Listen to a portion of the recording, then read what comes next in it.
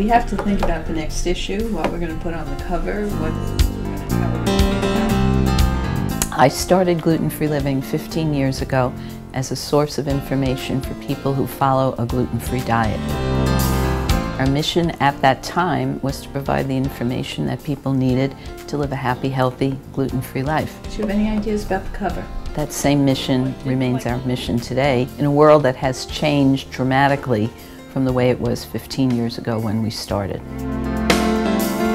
Celiac disease is an autoimmune disease that causes a bodily reaction to the gluten protein in wheat, rye, and barley. If you are diagnosed with celiac disease, you have to follow a diet that's free of wheat, rye, and barley. That sounds simple in concept, but it's enormously difficult in the practical world. What I liked about that one shot was the red.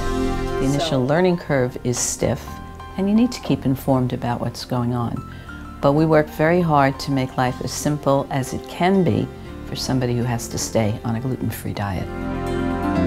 I started Gluten-Free Living after I was diagnosed with celiac disease myself.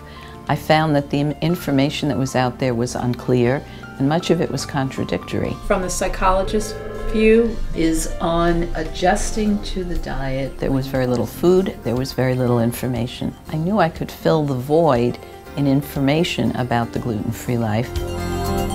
Gluten-Free Living is definitely about making a positive difference in people's lives. It was reaching people and it was making their lives better, so that has kept us going. It's a nice mix of articles. What we did was replace the opinions and the anecdotal information with material that we could stand behind. We talked to government regulators, scientists, food processors. We have been very, very careful to be correct, to be involved, to talk to people all the time.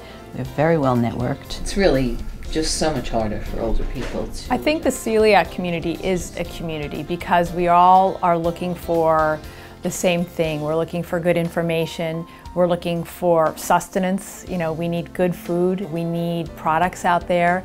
We need awareness of products.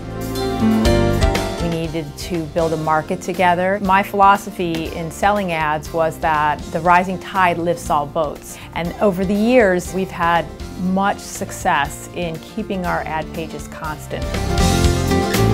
We are such a direct, targeted approach to the people that they want to reach. We are that niche market publication. We focus exclusively on celiac disease, gluten intolerance, and that diet, that lifestyle. That's going to be a nice section of new products. So advertisers know that the return on their investment is sound. They're reaching people who need their product. We have been very successful in bringing new businesses into the publication and then keeping them.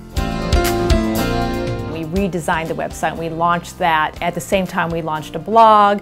We've launched an e-newsletter. We call it our e-zine, Gluten-Free Living Express. Food covers seem to work really well for us. We started off with 2,000 issues going on to newsstand. Our next issue will have 60,000 on newsstand.